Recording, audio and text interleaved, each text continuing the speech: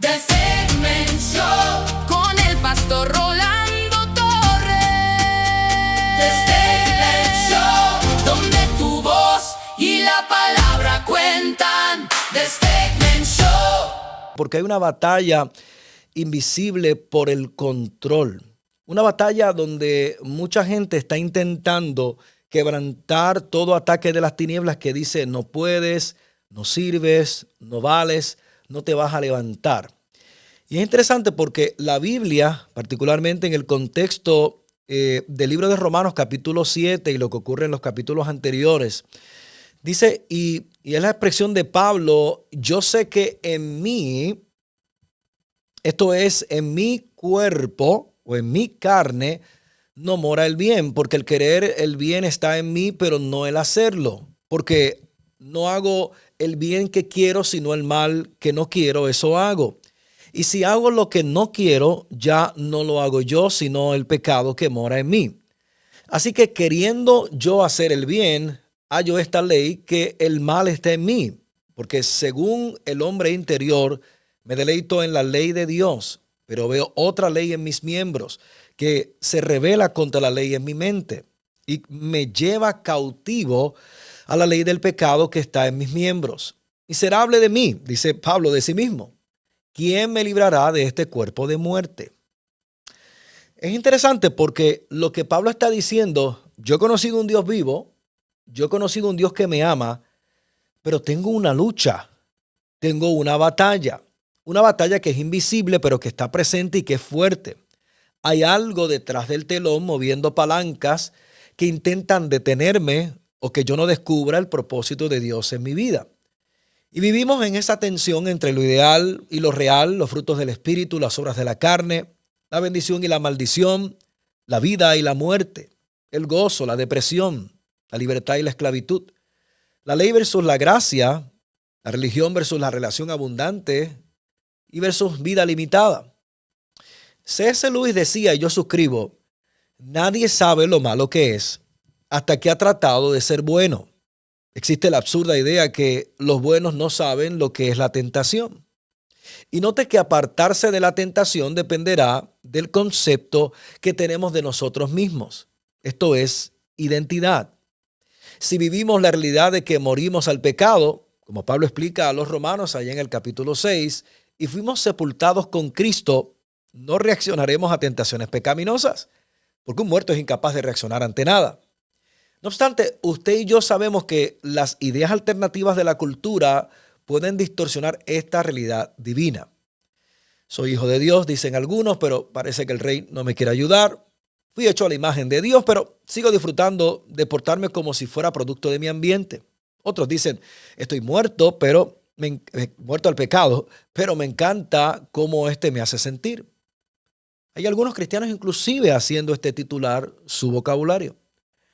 Hace muchos años un cantante llamado Gabriel Paredes decía, dos seres hay en mí que quieren dominar, el uno va con Dios, el otro está muy mal y aquí me encuentro yo tratando de descifrar cuál de ellos tomará todo el control de mi vida normal.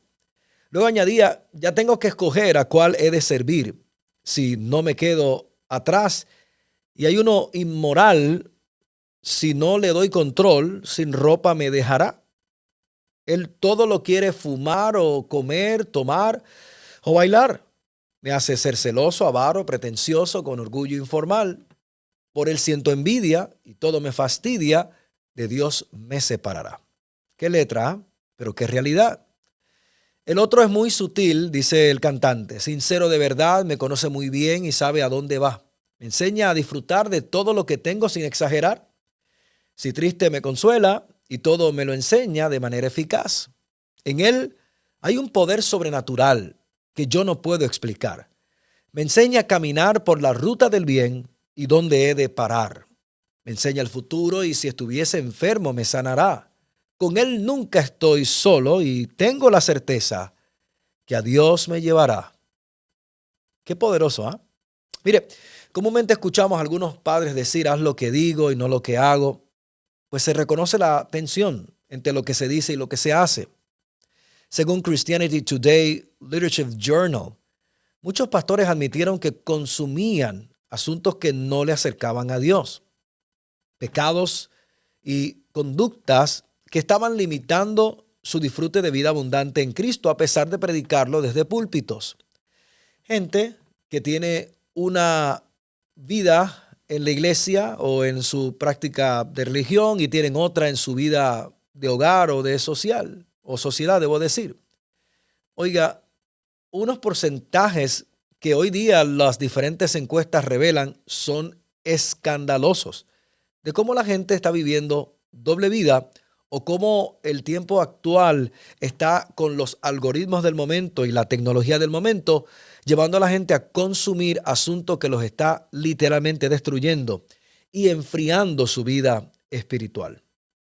La casa encuestadora George Barna encontró que cifra de divorcios entre cristianos es prácticamente la misma que los no cristianos. Pero ¿dónde radica nuestra atención? ¿Con qué estamos luchando en silencio? ¿Cuál es nuestra batalla invisible por el control de nuestra vida? Es por ello que ese capítulo 7 de Romanos, mirado en conjunto con otros, puede significar varias cosas. Y cierro. Pablo describe su lucha personal con el pecado y de manera implícita la lucha que todo cristiano enfrenta.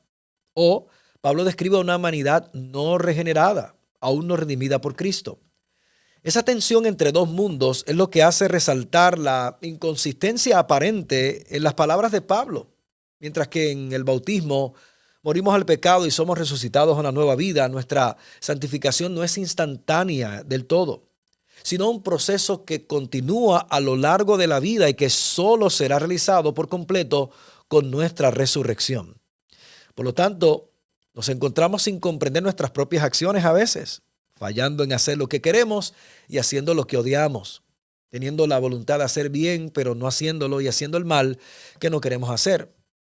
Eso vivió Pablo. Sí, el que escribió casi la mitad del Nuevo Testamento tenía las luchas que usted y yo tenemos. Una guerra toma lugar en nuestro adentro y nos toca determinar si nosotros estamos listos para vencer esa batalla. Nos hace consumir lo equivocado, esas tendencias del momento. Alimentamos nuestros apetitos a veces con lo equivocado porque estamos consumiendo lo equivocado. Debe haber otra fuerza en función detrás del escenario, otro actor moviendo palancas detrás del telón, invisible pero fuerte. ¿Sabe qué? Pablo nos ayudó a identificar ese otro actor como el pecado. El pecado que se describe como algo que se ha instalado. No se trata de un invitado honrado ni de un inquilino que paga, sino de un intruso que alguien tiene que echar de allí. Tiene que haber intencionalidad y ritmos que nos muevan a decir, yo no voy a seguir consumiendo esta basura, no voy a continuar en esa relación o esa decisión que está haciendo mi vida a pedazos. Tengo que dejar de consumir. Que no está allí legítimamente, muy difícil de echar. El alcohol, el poder, el dinero, la comida, el sexo, las compras, los juegos de apuestas, oiga, la aprobación, la compañía, el trabajo, el conocimiento, incluso hasta Dios. Todos son capaces de que nuestros apetitos normales se conviertan en verdaderas adicciones o realmente oportunidades. A veces están fuera de control. Deseos que terminan destruyendo la vida abundante y encerrándonos en una cárcel de esclavitud, aún siendo herederos de todo. La pregunta es, ¿realmente nos hemos percatado que todos nacemos con un deseo innato de conocer a Dios? Pero nuestras necesidades personales, egoístas, las tendencias que nos abrazan y nos limitan, nos hacen desviarnos del camino. Mira, los deseos de Adán y de Eva estaban en perfecta armonía con Dios y su creación, pero con la caída del pecado llegó al mundo y desde entonces ha ocasionado que apetitos de la humanidad estén atados y esclavizados a comportamientos infames, posesiones materiales y a personas. Esos apetitos, deseos poderosos que tenemos que satisfacer conforme a una necesidad específica. Descubra que lo que usted hace refleja sus apetitos y deseos característicos, pero esto está atado a lo que usted cree, porque eso determina lo que usted hace y lo que usted hace determina los resultados en su vida. No obstante, lo que usted hace no determina su identidad. Por ejemplo, el homosexual, el adúltero, el pillo, el ladrón, el asesino, el vendedor de droga, la lesbiana, la prostituta, el promiscuo, el mentiroso, el chismoso, el que decían algunas viejitas, este es más malo que Caín, algunos de sus familiares, la oveja negra de la familia, el infiel. Tú no eres lo que tú haces. pero tú haces lo que tú crees o te hacen creer que eres o lo que abrazaste como una etiqueta de este mundo. Tú compras una identidad y lamentablemente actúas conforme a ello hasta que te arriesgas y vas por tu verdadera identidad. Y ese es mi reto en el comienzo de este fin de semana. Esa verdadera identidad se encuentra en la verdad de Dios y su depósito en ti. Esa verdad que no se detiene porque hayas creído a una distorsión de la verdad de Dios, o que hayas mentido como lo hizo Abraham, o hayas engañado como hizo Jacob, o matado a alguien como lo hizo Moisés, el que hayas cometido adulterio como David, o el que hayas estado en depresión como el profeta Jeremías, o como Ezequiel, o que hayas perdido todo como Ruth, o hayas negado a Jesús como Pedro, o hayas dudado como Tomás, o vendido tu cuerpo como María Magdalena, o hubieras cometido actos de corrupción como Zaqueo, o hayas odiado a la iglesia con todos tus actos criminales como lo hizo Pablo.